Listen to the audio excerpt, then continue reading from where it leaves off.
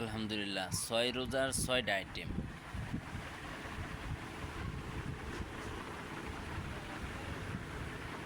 Item অনেক আলহামদুলিল্লাহ।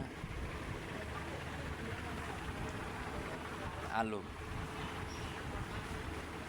রসমলাই, তরমুজ, বেগুন, বোরিন্দা,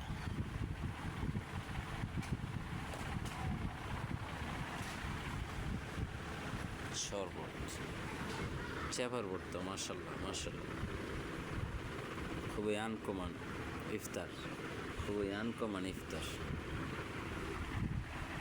কে কে খাবেন, ইফতার লবেন, চলে আসেন।